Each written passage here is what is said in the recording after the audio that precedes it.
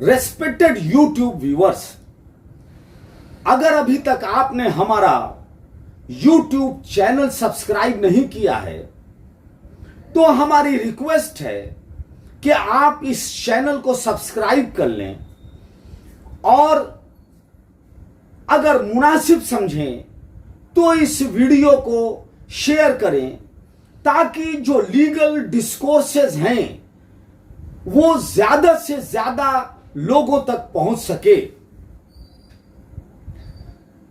Protection of children from sexual offences act 2012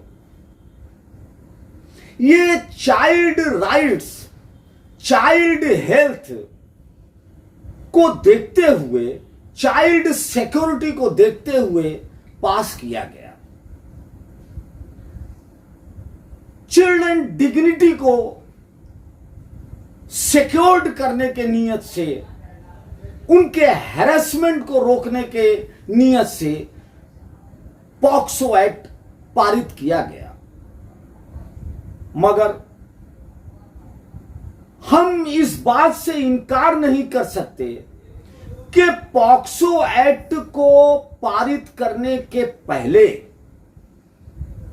legislation के पहले जो वाइड रेंज पे डिस्कशन होना चाहिए था, शायद वो डिस्कशन नहीं हुआ, वो डिस्कोर्स नहीं हो सका। एज को लेकर इंडियन पेनल कोड और पॉक्सो एक्ट में कंट्राडिक्शंस पाया जाता है और ये जो कंट्राडिक्शंस हैं और एज 16 ईयर्स से 18 ईयर्स कर दी गई और पॉक्सो एक्ट में यह कहा गया कि child means a person below then 18 years. जो भी पर्सन 18 साल से कम है उसे चाइल्ड माना गया पॉक्सो एक्ट के तहत। जबकि इंडियन पेनल कोड सेक्शन 90 में चाइल्ड की कंसेंट अगर वो 12 ईयर्स है, the consent is given by a person who is under 12 years of age. अगर वो 12 साल से कम है अगर चाइल्ड, तो उसकी कंसेंट को कंसेंट नहीं माना जाएगा। मगर यहां पर चाइल्ड की जो एज डिफाइन की गई सेक्शन 2D पॉक्सो एक्ट में, वो बिलो 18 ईयर्स डिफाइन की गई। पॉक्सो एक्ट पे डिटेल में डिस्कशन हम अगले वीडियो में करेंगे। मध्य प्रदेश ग्वालियर हाई कोर्ट ने अभी एक बहुत ही लैंडमार्क जजमेंट दिया है और इस जजमेंट में हाई कोर्ट ने Vijay Lakshmi and another versus state represented by inspector of police all women police station में दिए गए जजमेंट को कोट किया है। यह जो जजमेंट विजय लक्ष्मी वर्सेस अनदर में जो दिया गया मद्रास हाई कोर्ट के द्वारा, यह बहुत ही लैंडमार्क जजमेंट है और इस जजमेंट को मध्य प्रदेश हाई कोर्ट ग्वालियर ने अपने जजमेंट में राहुल चंदेल जाटव के केस में रिफर किया है। विजय लक्ष्मी एंड अनदर केस में मद्रास हाई कोर्ट ने यह ऑब्जर्व किया कि reading of statement of objects and reasons of POCSO Act would show that the act was brought into force to protect children from offenses of sexual assault, sexual harassment and pornography. However, a large array of a reading of the statement of objects of reasons of the POCSO Act के जो plane POCSO act की reading पे जो objects है POCSO act का, POCSO act का जो object है और जो तर्क है, रीजंस है, उससे यह दर्शित होता है कि ये एक्ट इसलिए लाया गया कि ये बच्चों को सेक्सुअल असॉल्ट से, सेक्सुअल हैरेसमेंट से और पोर्नोग्राफी से सेफ करने के लिए, उनकी रक्षा करने के लिए, प्रोटेक्ट करने के लिए पॉक्सो एक्ट को बनाया गया। However, a large array of cases filed under the POCSO Act seems to be those arising of the basis of complaints registered by the families of adolescents and teenagers who are involved in romantic relationship with each other. Honourable high court ने, Madras high court ने यह कहा कि मगर हम यह भी देखते हैं कि बहुत ज्यादा केसेस इस तरह के फाइल किए जा रहे हैं इस बेसिस पर कि जो बच्चे हैं, किशोरावस्था के जो बच्चे हैं और टीनेजर्स हैं, वे रोमांटिक रिलेशनशिप में इन्वॉल्व हो रहे हैं एक दूसरे के साथ। तो इस एक्ट का यह मतलब नहीं था, इसका अर्थ यह नहीं था। The scheme of this act clearly shows that it did not intend to bring within its scope or ambit cases of the nature where adolescents or teenagers involved in romantic relationships are concerned. तो POCSO act को लाने का, इसका legislation करने का यह मकसद नहीं था कि ये जो किशोर अवस्था में जो बच्चे हैं, लड़के हैं, लड़कियां हैं, ये जो रिलेशनशिप डेवलप कर रही हैं, इनको पॉक्सो एक्ट के तहत उसके परव्यू में लाया जाए। पॉक्सो एक्ट का यह उद्देश्य नहीं था, ऑब्जेक्ट नहीं था, रीजन नहीं था। लड़के और लड़कियां जो किशोरावस्था में एक दूसरे से अट्रैक्ट होते हैं, आकर्षित होते हैं और इलोप कर जाते हैं, घर से भाग जाते हैं, निकल जाते हैं, उनके पेरेंट्स उस लड़के के खिलाफ, एडोलसेंट के खिलाफ एफआईआर दर्ज कराते हैं पॉक्सो एक्ट में, किडनैपिंग में और आईपीसी की अन्य सेक्शन में 376 आईपीसी में। नतीजा क्या होता है कि वह लड़का, वह एडोलसेंट जिसको अपने एक्ट जो उसने किया उसकी गंभीरता का ज्ञान नहीं था, जिसके कारण उसकी जिंदगी बर्बाद हो जाती है, उसका विकास, उसका डेवलपमेंट, उसकी लाइफ बर्बाद हो जाती है। An adolescent boy caught in a situation like this will surely have no defense if the criminal case is taken to its logical end. Madras high court ने यह ऑब्जर्व किया कि अगर ऐसे लड़के के खिलाफ पॉक्सो एक्ट में यह 363, 366, 376 आईपीसी में एफआईआर दर्ज की जाती है तो ट्रायल में उस लड़के का डिफेंस बड़ा मुश्किल होता है, उसका बचना बड़ा मुश्किल होता है।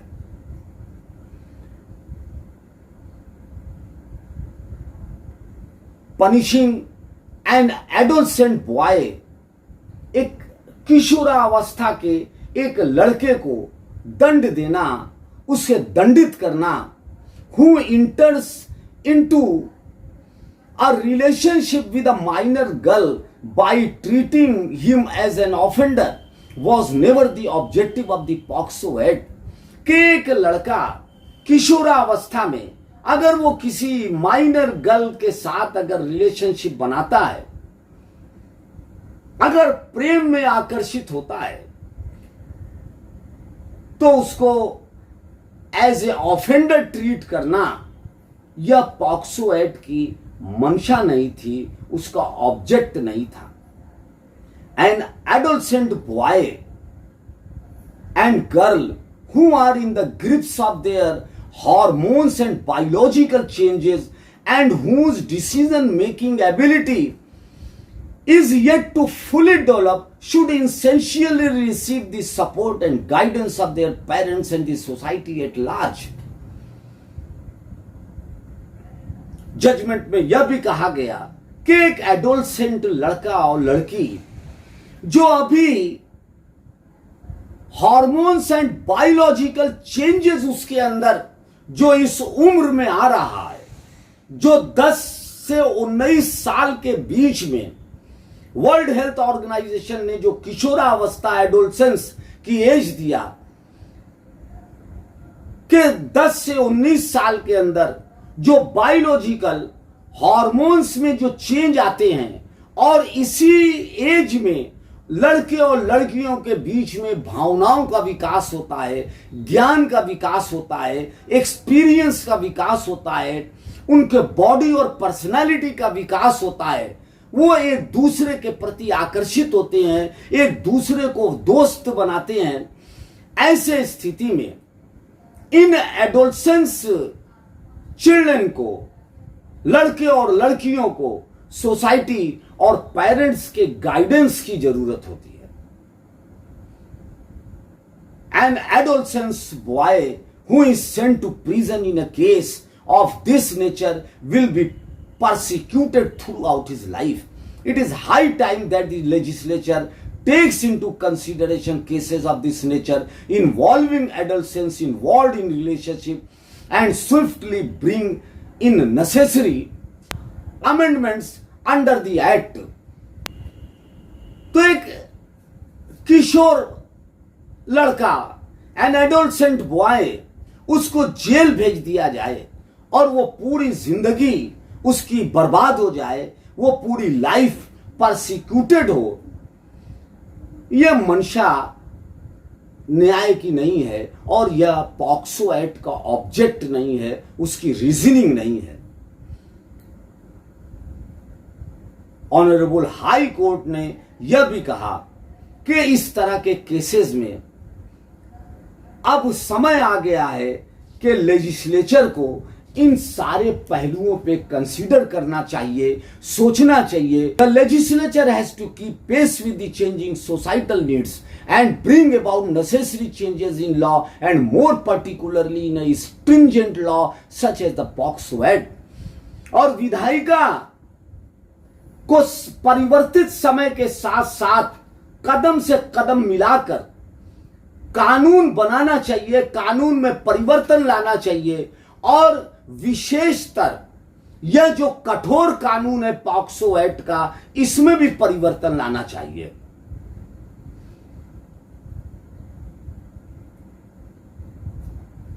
ऑनरेबल हाई कोर्ट ने ऑब्जर्व किया आगे इस जजमेंट में कि before parting with the case this court would like to share its experience as a जज that before amendments in IPC under section 375 of IPC regarding age of prosecutor is for the purpose of consent that was 16 years के IPC में 375 IPC में जो amendment किया गया as से संबंधित, वो पहले कंसेंट की जो एज थी वो 16 इयर्स थी, 16 इयर्स एज थी। तो जो सहमति की उम्र जो 16 साल 375 आईपीसी में थी, उसको संशोधित कर 18 साल कर दिया और इसने पूरी की पूरी सोसाइटी को डिस्टर्ब कर दिया। दिस अमेंडमेंट, यह जो संशोधन है, इसने जो है fabric of the society has been disturb और इससे पूरी की पूरी सोसाइटी की जो फैब्रिक है, जो ताना बाना है, वो डिस्टर्ब हो गया। ऑनरेबल मद्रास हाई कोर्ट ने आगे कहा कि आज के इस आधुनिक युग में 14 साल तक के लड़के और लड़कियों के हाथ में मोबाइल फोन आ जा रहा है और वो मीडिया, सोशल मीडिया से अवेयर हैं और इजिली असेसेबल इंटरनेट कनेक्टिविटी उनके पास है, जिससे उनकी प्यूबर्टी अर्ली हो जा रही है, वो जल्दी बालिग हो जा रहे हैं। ओविन टू दिस, इसको देखते हुए female and male child are getting attraction, and these attractions are resulting into physical relationship with consent. और इस इंटरनेट के समय में जहां वो अवेयर हो रहे हैं, तो जो फीमेल और मेल चाइल्ड है वो एक दूसरे के प्रति आकर्षित हो रहे हैं और एक दूसरे के साथ फिजिकल रिलेशनशिप डेवलप कर रहे हैं और आपसी सहमति से डेवलप कर रहे हैं। ऐसी स्थिति में all male persons are not criminals, तो वो सारे जो मेल पर्सन्स हैं, सारे लड़के जो हैं, आदमी जो हैं, पुरुष हैं, वो सब क्रिमिनल है ऐसा नहीं कहा जा सकता। It is only a matter of age when they come into contact with the female and develop physical relationship. Only due to this reason, lawmakers in IPC, when it came into force, put the age of female as 16 years, since they were well aware of the aforesaid facts. इसलिए Indian panel code में जब IPC बनी, उस समय IPC बनाने वालों ने consent की जो एज रखी वो 16 इयर्स रखी। इससे ये लगता है कि वो ज्यादा अवेयर थे, वो ज्यादा जानकार थे, ज्यादा अवेयरनेस उनके अंदर थी, वो जानते थे सोसाइटी के बारे में, उनके अंदर ज्यादा अनुभव था, इसलिए उन्होंने 16 इयर्स कंसेंट की एज रखी। ऑनरेबल हाई कोर्ट ने इस जजमेंट में ऑब्जर्व किया कि generally girls and boys of adolescents age develop friendship and thereafter due to attraction make physical relationship. और यही किशोरावस्था में जो लड़के और लड़कियां हैं, ये एक दूसरे से मित्रता करते हैं, दोस्ती करते हैं और रिलेशनशिप डेवलप करते हैं, रिलेशनशिप बनाते हैं। But due to this rider, मगर यह जो कानून बनाया गया एज का, जहां चाइल्ड की कंसेंट एज 18 इयर्स कर दी गई, 16 इयर्स से यह जो राइडर कर दिया गया, तो लड़कों को इस समाज में एक क्रिमिनल की तरह ट्रीट किया जा रहा है। उनके साथ क्रिमिनल जैसा उन ट्रीटमेंट किया जा रहा है कि वो अपराधी हैं। उन्हें नजरों से गिराया जा रहा है, उनका बाइकआउट किया जा रहा है, उन्हें प्रताड़ित किया जा रहा है, उनकी डिग्निटी को ट्रैम्पल किया जा रहा है। Today most of criminal cases in which prosecutor is under 18 years of age, बहुत से ऐसे केसेस हैं जिसमें जो प्रोसिक्यूटर के पीड़िता है उसकी एज 18 साल से कम है।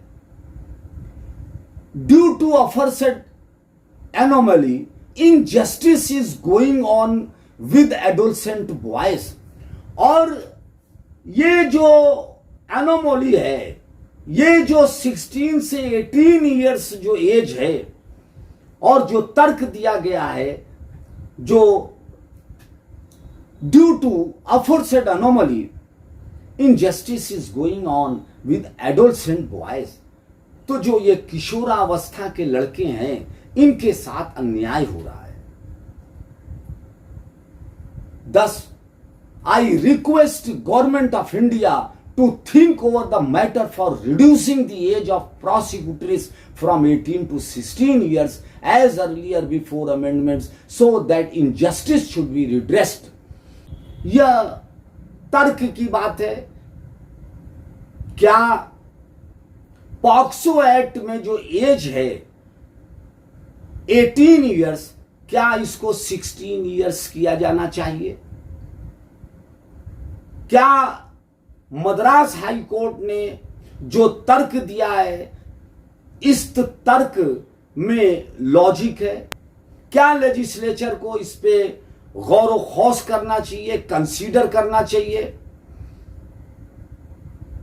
यह एक प्रश्न है जो आगे के वीडियो में हम अपने व्यूअर्स के साथ शेयर करेंगे। Thank you very much.